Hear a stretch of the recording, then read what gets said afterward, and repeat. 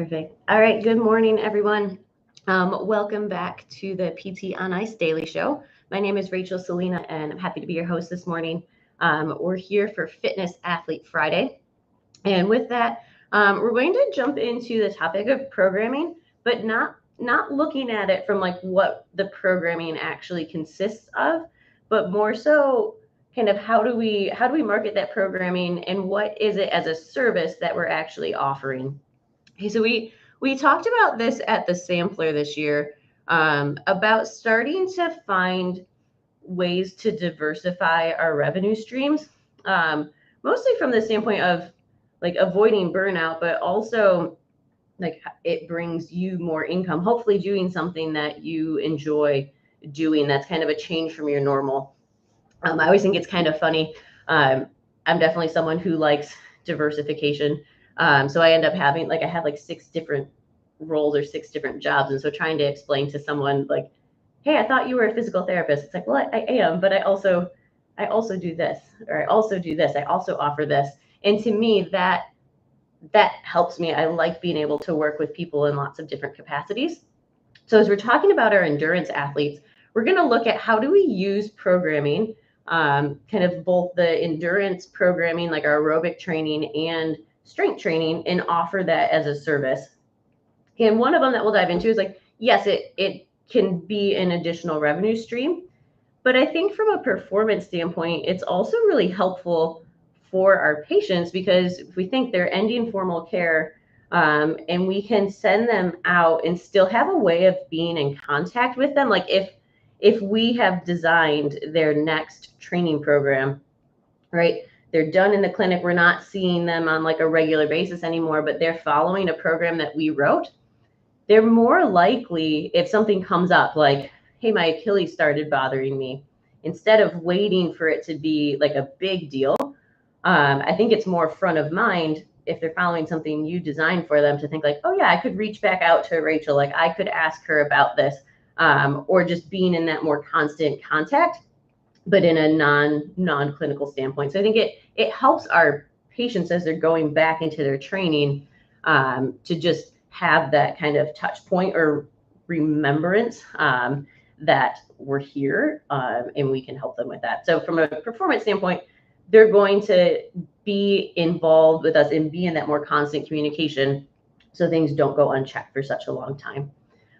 So that I think is helpful from the performance standpoint, but then there's also lots of ways that we can offer programming and kind of our particular take on it and what good programming could look like, because we have that background, we have that knowledge, instead of someone just going, not that there's not good plans on the internet, but someone just going and getting programming from a random other person, or from someone who's not familiar as much with how to kind of work around injuries or prevent injuries through what our programming is doing.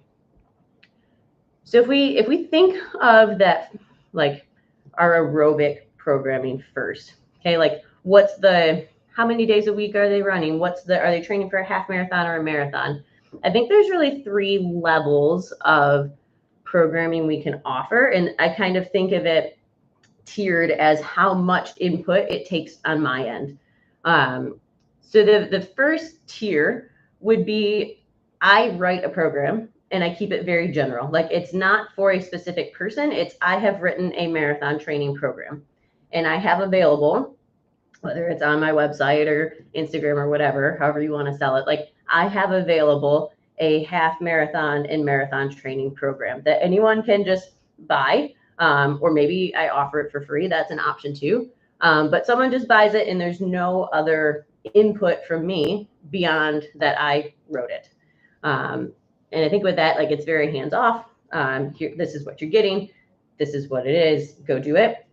I think with that though, like we're in a good spot to be able to do that, because we can design a program with all of those good like principles of progression, kind of making sure we're not progressing too much, too fast, keeping pace under control, all of that, but it's not specific, right? This is a very general.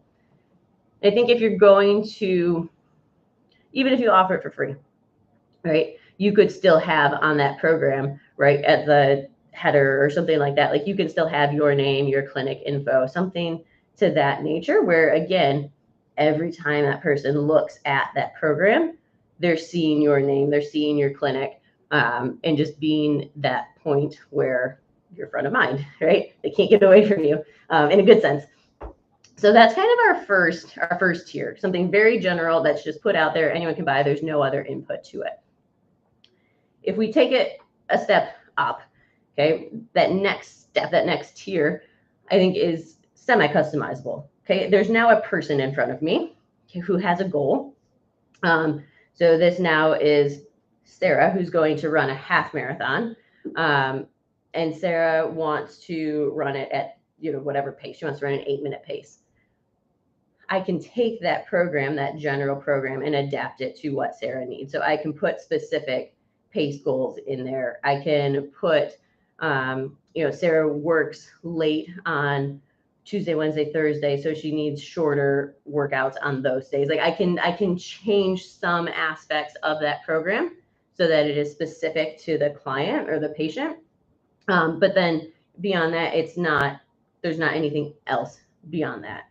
I'm not in weekly check-ins or anything like that. It's here's a program that's tailored now for you. So semi-customizable, I think, is that mid-range.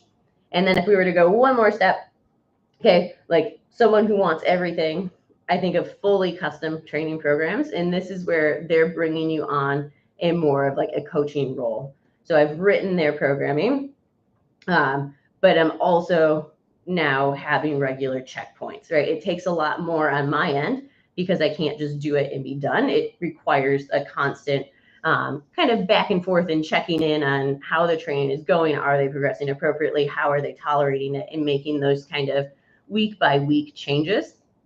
And this, I'll think of using this if someone has very specific goals. Like it's not just here's the race and here's the pace I want, but if there's a lot of elevation involved or altitude involved or multiple disciplines or just something very, very specific, or if someone really wants that more constant touch point, this is where we'll start thinking of fully custom programming. And then in terms of like, you obviously are going to charge different. Like I said, that first tier, if you're just putting a general program out there, you might choose to have that be a free resource for people because they're going to keep seeing your name. And that might be all you get from that, which is perfect. For a semi-customizable one, I usually think of charging per the time it takes me. So if I usually, have a set cash rate in my clinic for an hour and writing a custom training plan takes me an hour and a half, I'm going to charge an hour and a half of what my usual clinic rate is. So I'm making sure that I'm compensated for it, and it's not taking away from my other revenue generation. And then fully custom, I think you have a lot more flexibility here for what you want to charge, because it's going to depend on how much of your time it's going to take. So that can be, I think you can either do it on a month-to-month basis or think of it as like a training block, which is usually helpful with our endurance athletes because they're usually training in those blocks of like, I have 4 months of, training for this one particular event. So maybe you do a particular like 4-month payment for whatever you think your time will be for that given goal. So that's kind of that's our aerobic training. I think we can also look at this for strength training in a similar sense. Like I'm not going to break it down quite as much, but you can have different levels. Like you can have just a general program of 2 days a week of strength training that someone's going to do, and they're going to do the same thing each week as kind of your lowest tier, non-customized. But then you can take it up a step and think of like, I'm going to write specific workouts every week for Sarah. Sarah's going to get 2 workouts from me each week that are, taking into account her strength level, her progression. And that would be a different cost, a different level than just that generic. Or you can also think of doing like a class. Like if you have the space to do a class, maybe you start to offer a strength training for runners class that meets either once a week or twice a week. And you have people commit to that time frame, right? Because then you can block out that time in your schedule. You have maybe 1 or 2 hours during the week that are dedicated to that, and getting people to sign up for that bigger block of time.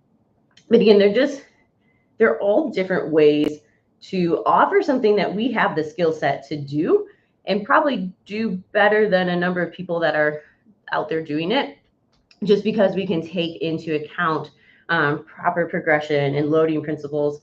And if we're doing some version of the custom programming, we know how to monitor tolerance to training load and whether that adaptation is occurring how we want it to. We know how to modify or work around injury. And then if we're constantly involved with that person, right, how much more likely are they to come to us earlier, which is the goal. Like, most people don't seek out care for an injury until it really stops them from running. So if we can get to people earlier, right, we can hopefully keep them going. Just like we say, we don't want to like leave the gym when we're injured. We want to use the gym to help us with our injury.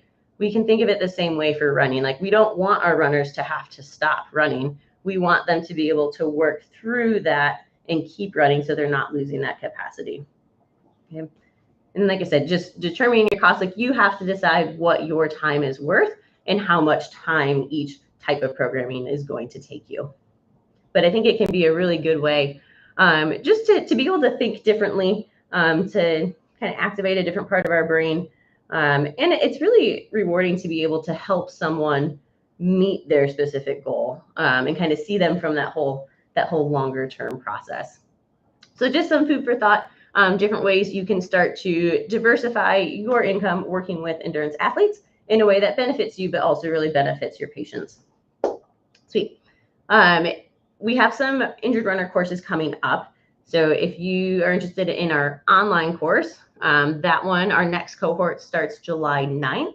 Okay, that's our 8-week online course. We meet every Tuesday. And then we have now several options coming up for Injured Runner Live. Okay, our last two for this year will have the beginning of September in Maryland, and then we just added a beginning of November course here in Michigan in Grand Rapids. So we'd love to have you out at one of those if you're looking to dive deeper into working with your endurance athletes. So that's all I have. I hope you have an excellent Friday. Hey, enjoy your weekend, and hopefully get out there and go for a run. All right, bye everyone.